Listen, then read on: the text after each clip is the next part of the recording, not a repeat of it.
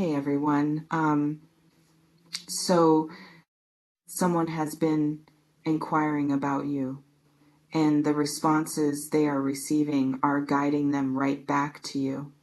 Currently, there could be someone in your aura who has been searching for insight, reassurance, or validation as to your significance. And what I'm feeling is that each and every interaction they have, each and every word of counsel they are presented with, each and every bit of introspection they undertake, it's all pointing back to you. If you've noticed the energy change recently, like there's something brewing, like pieces are coming together that you can't see clearly for now, this just could be why. What I want to take you through is what could currently be happening in someone's world and how this has an immediate impact on you. There's a good chance this person has been in a deep questioning phase, not only about you specifically, but about their life path, their relational patterns, what they truly want versus what they've allowed. And in that questioning, your name, your energy, your presence is coming up time and time again in ways they can't dismiss. They could have discussed you with other friends, people who see them on a regular basis, who have observed more than one relationship from the sidelines, who might say, "What is this all about?" when they observed the way you're being spoken about compared with other people. And those friends could be saying, "I have never known you that way before. Why are you fighting this so hard?" Or, "I can see how you feel about them." Or maybe they've been talking to mentors, therapists, spiritual guides, or maybe they've just been taking it all in through the content they've been consuming that keeps mirroring their experiences. Podcasts on how to have good relationships that seem like they're outlining how they could have it with you. Articles on how to spot the right person for you that seem like they're listing off everything you need. Even chance encounters with people they don't even know that seem to circle back to messages of don't be afraid to have a good connection with someone. What I'm sensing is that the universe, or whatever you'd like to call it, may be sending this person very strong signals. And those signals are: quit overthinking, quit running away, quit allowing past pain or fear of being vulnerable stop you from moving toward what might be the right person. And that person is you. If you've been thinking that your own mind has been loaded on someone, type clarity. So I will now discuss what I believe knowing you're the one could actually imply in this situation, as I believe this statement could raise false hope if we are not cautious about it. Now, this isn't saying they've decided that you're their soulmate or even ready to get engaged to you, or that they already have your whole future planned out in their head. What it does more often than not is that they've found in what they feel for you something unique, something not found with anyone else, something that feels worth risking everything on. They just might know that you're the one they want to open up to, the one they want to finally put an end to running from, the one they're finally ready to open up and be real and raw around, the one that makes them want to go through the work, face their fears, and show up differently. This is deep. This is real. And this tends to mean a lot more than some idealized conception of destiny, because it's based on something deliberate rather than magical thinking.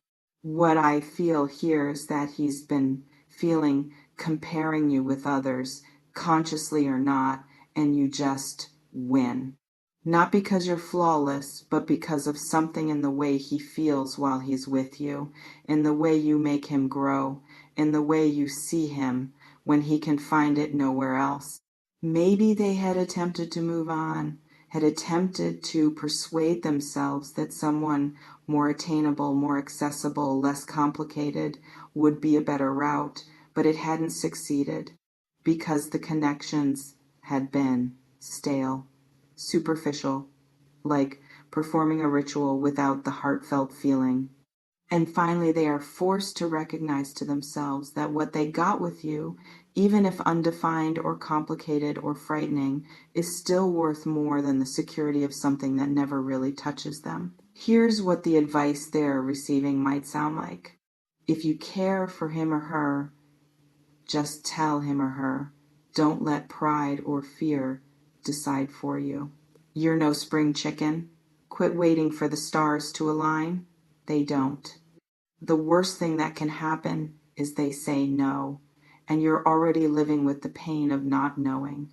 At least with the effort, you'll have an answer. This individual means something to you, yes? So why treat it as though it doesn't matter? You've been hurt in the past. We all have. But you can't allow old scars to prevent you from embracing new opportunities. And the more they hear these things from different people in different versions, the harder it becomes to deny the fact beneath it all. They have to act. They have to be truthful. They have to take a step closer to you rather than away from you. What I'm getting is that this insight is gaining some traction. It isn't simply bouncing off, it's resonating, it's causing internal change. It is equipping them to really try something new this time. Type movement if you're waiting for an individual to step down. But I would also like to hear your story here as well, because you are not just sitting on the sidelines while somebody tries to figure out what you already know. You've got a certain clarity on this person. You may have known for some time that there's something here, or maybe you're still working it out yourself, still asking yourself whether you'd like this person to step forward or have moved on from it already. Whichever route you choose, remember that you're not obliged to make this simple for them. You're under no obligation to be infinitely patient with them as they work out what to do. You're not obliged to put your life on hold as you wait for them to get enough encouragement to do something. If they are the one who needs directions to get to you, that's lovely. However, they are in control for when they actually arrive if they are still open. They are in control of if their timing in your life flow well. They are in control of if the vibe is what you need and deserve. Because here's what I know I'm feeling very keenly right now. You may be that person for them, but that doesn't have to mean that they are for you. Not without some serious showing up differently, changing, and putting in the effort to do just that. Words are so simple. Opinions are abundant, but only action counts. And if this guy has been dragging his feet, causing you to question, keeping you in suspense, he can't just pop in one day with a confession and expect everything to settle into place. You deserve to have these things happen without fail. You deserve to know that you have been chosen. You deserve to have some intent, driven, non-visible, subjectively clear explanation for why they keep showing up again if they are really paying attention to their own heart. What I am suggesting is, yes, perhaps they are receiving counsel. Yes, perhaps they're having a revelation. Yes, perhaps we are about to be moved. But you also get to have standards, boundaries, self-respect that does not disappear the moment that someone has finally caught on to what you already knew. So, about how precisely would this forward movement occur? I think it is very important to manage expectations, and here's my best attempt. This person may not arrive with a speech he's practiced for months, a rousing speech during the speeches, or even one flower delivered by a low-flying helicopter. But they may be told to just be himself, be vulnerable, to just tell you the truth about how he feels, rather than pining to give you the grand gesture as you wrote. So it could be simple, straight, perhaps a touch regressed because of the pre-positional situation and the mind of the speaker. They might say something like, "I've been thinking quite a lot about you, and I have to tell you how I really feel. I realize I have been unclear at times, but I can't run away anymore. I have spoken to enough trusted people of mine, and nearly all of the people I have spoken to have told me the same. If I don't say anything to you about how I feel, I will end up regretting it. You're not the same. I feel different when I'm with you, and I'd like to know what might happen if you're interested." Or they could show you instead of having to tell you. Consistency, making the effort, making the time, putting you first, showing you through their actions that you are important to them in a way that is far superior to a simple passing fancy. What I'm sensing is that this forward momentum can accelerate quite quickly. Not necessarily tomorrow, but maybe in a few weeks rather than months. This energy seems ready to push through, finding the courage and action to make that step forward. And when it does, you'll feel it because the energy will be different. There will be a seriousness, an openness, a willingness to be seen that you possibly have never experienced with them before. Drop A if you are willing to let see you what is possible when someone actually shows up. I want to get one thing straight about your own comfort here, because there's a difference between them being ready to take the next step and you being ready to take it. And if this one has show up to you, face clarity and purpose, will you be mentally prepared to accept it? Or will you still be harboring wounds from the way they've been approaching you? Resentful of the hours you were up all night contemplating and waiting?